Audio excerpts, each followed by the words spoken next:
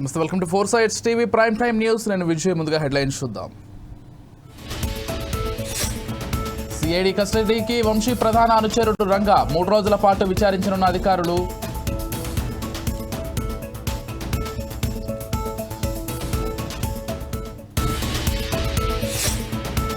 వరంగల్ జిల్లా నేతలతో కేసీఆర్ సమావేశం. 27న జరిగే బీఆర్ఎస్ రాజ్యోత్సవ సభపై చర్చ.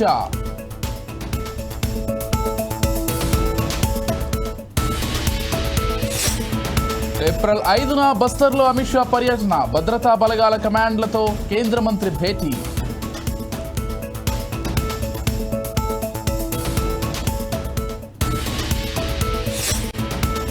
రేపు తెలంగాణలోని పలు జిల్లాలకు వర్ష సూచన. పలు ప్రాంతాల్లో వడగళ్ల వర్షాలు కురిసే అవకాశం.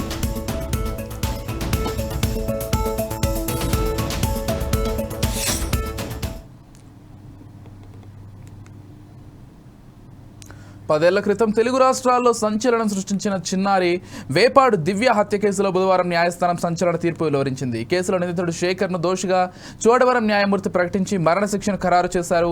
చోడవరం కోర్టు చరిత్రలో మొదటిసారి ముద్దాయికి ఉరిశిక్ష విధించింది. దేవరాపల్లికి చెందిన శేఖర్కు మరణశిక్ష విధిస్తూ 9వ అదనపు జడ్జి కె రత్నకుమారి ఈ మేరకు తీర్పు ఇచ్చారు. 2015లో 7 ఏళ్ల బాలికను బీరు సీసాతో నిందితుడు గొంతు కోసి హత్య చేశాడు.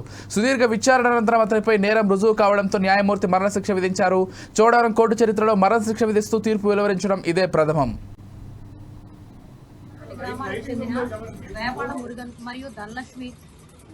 అను వారికి 6 సంవత్సరాల కుమార్తె దివ్య అను పాప ఉషోదయ స్కూల్లో యూకేజీ చదువుతుంది.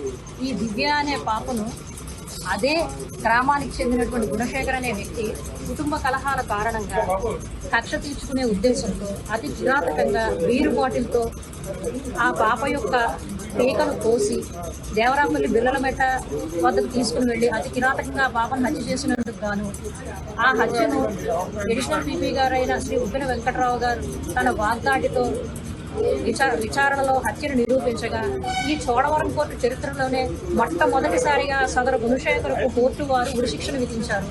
ఇది ఎంతో హర్షించదగినటువంటి విషయం. మరి సమాజానికి కోర్టులపై నమ్మకం కలగడం.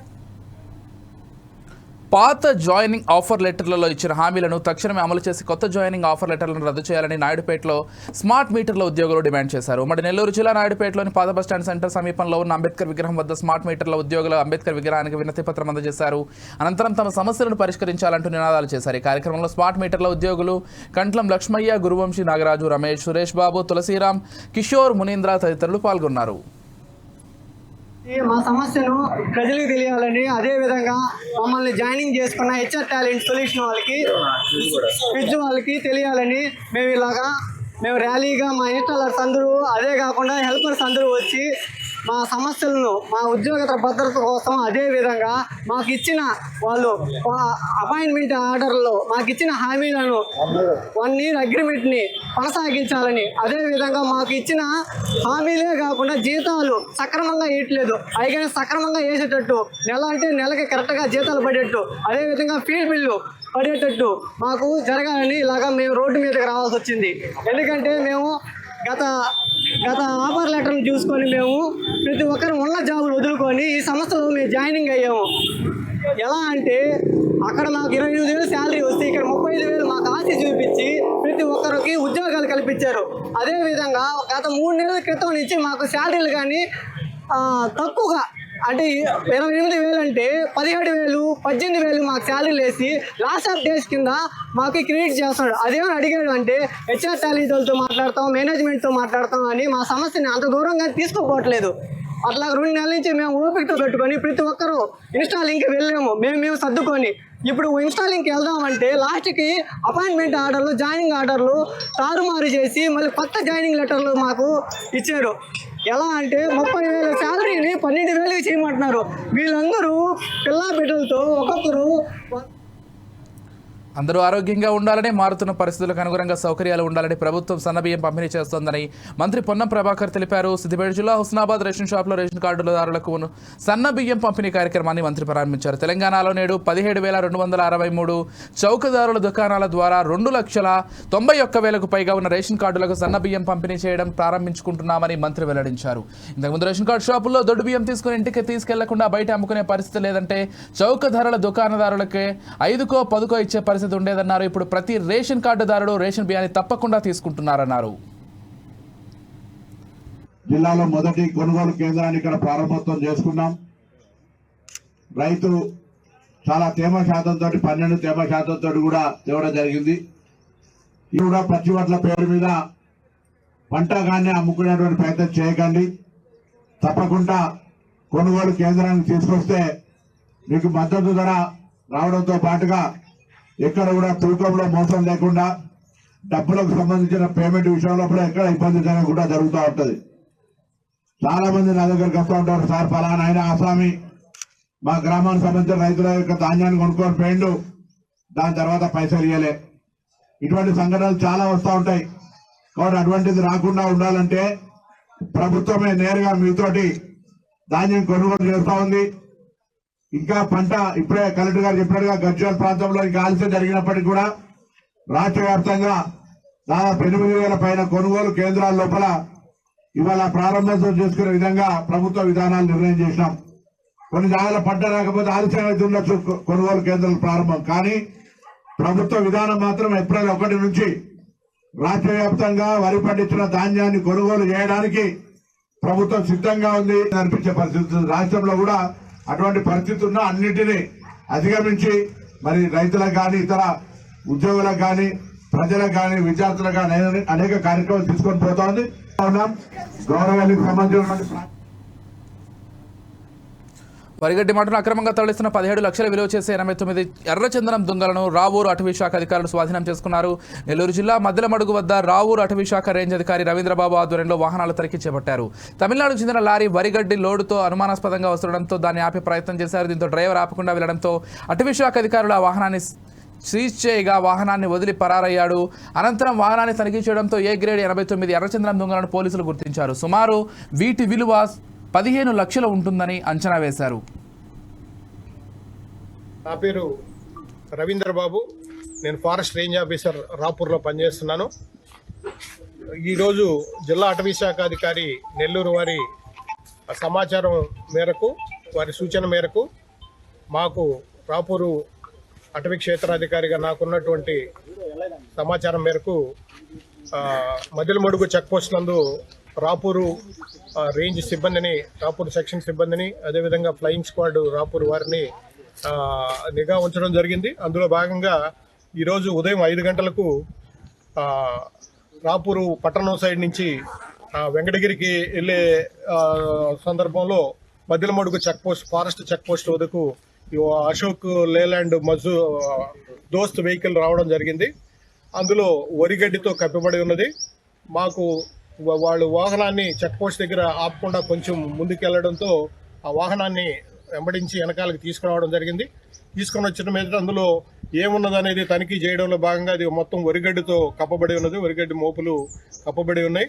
అవి చెక్ చేయడానికి ఇనుప కమ్మితో సాధారణంగా అటవీ శాఖ తనిఖీల్లో భాగంగా ఇనుప కమ్మితో దాన్ని పొడవడం జరిగింది. ఈ పొడిసే క్రమంలో ఆ వాహనం యొక్క డ్రైవరు అక్కడి నుంచి చిన్నగా జారుకొని పరారవడం జరిగింది. మేము నిర్ధారించుకొని అతని కోసం గాలించగా అక్కడి నుంచి అతను పరారైనట్లుగా నిర్ధారించుకొని ఆ వాహనాన్ని ఉన్నతాధికారుల ఆదేశాల మేరకు ఈ రాపూరు స్టాఫ్ క్వార్టర్స్, ఈ తిక్కన పార్క్, రాపూర్లో తిక్కన పార్క్ పక్కన ఉన్నటువంటి స్టాఫ్ క్వార్టర్స్ దగ్గరకు ఆ వాహనాన్ని తీసుకురావడం జరిగింది. అనకాపల్లి జిల్లా పాయకరావుపేట మండలం సత్యవరం గ్రామం నుండి నక్కపల్లి మండలం రేబాకుకు చెందిన 2 ద్విచక్ర వాహనాలపై బయలుదేరి జాతీయ రహదారి NH-16 గుడిచెర్ల జంక్షన్ చేరుకోగా అదే సమయంలో కాకినాడ నుండి విశాఖపట్నం వైపు వెళ్తున్న కారు వేగంగా వచ్చి వెనక నుండి 2 ద్విచక్ర వాహనాలను ఢీకొట్టింది. ప్రమాదంలో 3 వ్యక్తులకు తీవ్రంగా గాయాలయ్యాయి. వీరిలో ఒక వ్యక్తి అక్కడికక్కడే మృతి చెందగా మరో వ్యక్తి ఆసుపత్రికి తరలిస్తుండగా మార్గ మధ్యంలో మృతి చెందాడు. సమాచారం అందుకున్న నక్కపల్లి పోలీసులు ఘటనా స్థలానికి చేరుకుని క్షతగాత్రుడిని ఆసుపత్రికి తరలించారు. మృతులు అనకాపల్లి జిల్లా పాయకరావుపేట మండలం సత్యవరం గ్రామానికి చెందిన కీర్తి చక్రవర్తి, కీర్తి శివగా గుర్తించారు.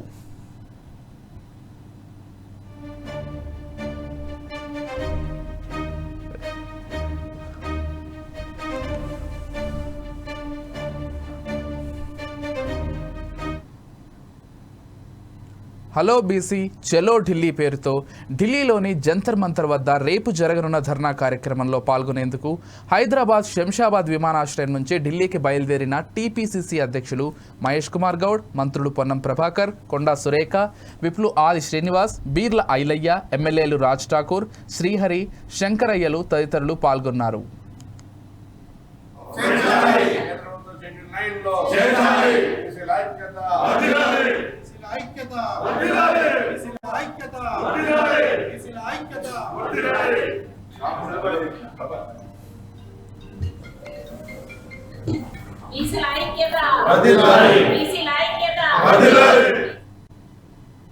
భద్రాద్రి కొత్తగూడెం జిల్లాలో ఈ నెల 6న భద్రాచలం శ్రీ సీతారామస్వామి వారి దేవస్థానం నందు సీతారాముల కళ్యాణం జరగనుంది. శ్రీరామనవమి ఏర్పాట్లను జిల్లా కలెక్టర్ జితేష్ పాటిల్ పరిశీలించారు.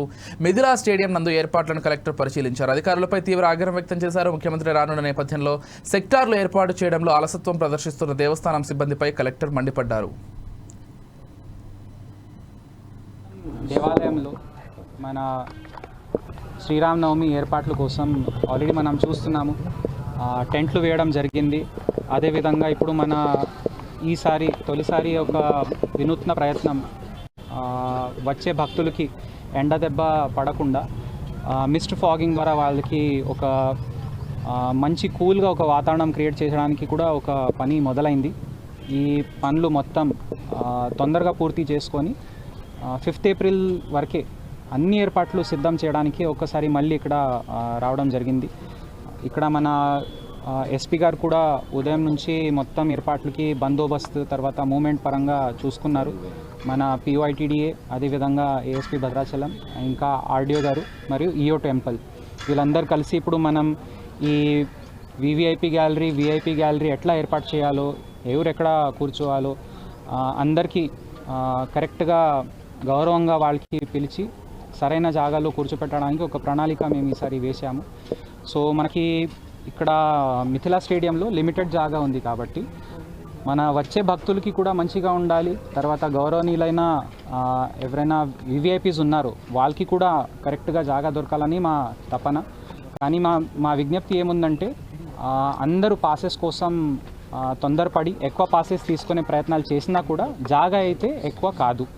భూమి మీద ఎంత జాగా ఉంటుందో దానికంటే ఎక్కువ పాసెస్ తీసుకున్నా కూడా లాభం లేదు. కాబట్టి ఇచ్చిన పాసెస్కి కరెక్ట్గా జాగా దొరకాలని ప్రజలే ముందు, ఆ తర్వాతే మిగతా పనులని ఏపీ సీఎం చంద్రబాబు అన్నారు. ముందుండి నడిపించాలనే ఉద్దేశంతో క్షేత్రస్థాయిలో పనిచేస్తున్నట్లు చెప్పారు. అధికారంలోకి వచ్చాక చాలా కార్యక్రమాలకు శ్రీకారం చుట్టామని, రాజధాని అమరావతిని గాడిలో పెట్టామన్నారు. అక్కడ పనులు చురుగ్గా కొనసాగుతున్నాయి. రాజధాని అభివృద్ధి చెందితే ఆదాయం వస్తుందని, దాని ద్వారా మరిన్ని సంక్షేమ కార్యక్రమాలు అందించేందుకు అవకాశం కలుగుతుందన్నారు. 3-4 ఏళ్లలో మళ్ళీ అమరావతికి పూర్వ వైభవం తీసుకొచ్చే బాధ్యతను తమ ప్రభుత్వం తీసుకుంటుందని అన్నారు. కష్టపడే మనస్తత్వం ఉంది. రేపేం చేయాలనో ఈరోజు చేసే ఆలోచన ఉంది. అందుకే మీ అందరికి హామీ ఇచ్చాను. సమిక్షేమం చేస్తాను, అభివృద్ధి సుజావుగా ముందుకు తీసుకెళ్తాను. మళ్ళీ సంపద సృష్టించి ఆదాయం పెంచిన ఆదాయం నిరంతరం ఈ పేదవాళ్ళకే ఖర్చు పెడతానని చాలా స్పష్టంగా చెప్పాను. దీనికి కూడా అనేకమైన మార్గాలు ఆలోచిస్తున్నా. నేను అందుకనే ఇప్పుడు మీరు చూస్తే మొన్న ఉగాది, మళ్ళీ నేను రేపు ఒక మాట చెప్పాను.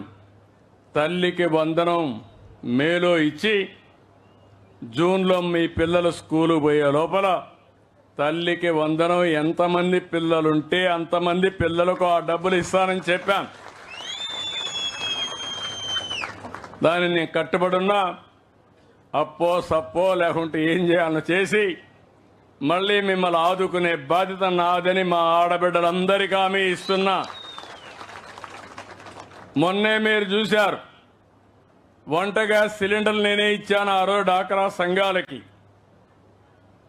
మొన్ననే మళ్ళీ మీరు ఆ వంట గ్యాస్ సిలిండర్లు కూడా ఆటకెక్కిస్తే ధరలు పెరిగిపోయినాయని 3 సిలిండర్లు ఇస్తారని హామీ ఇచ్చాను.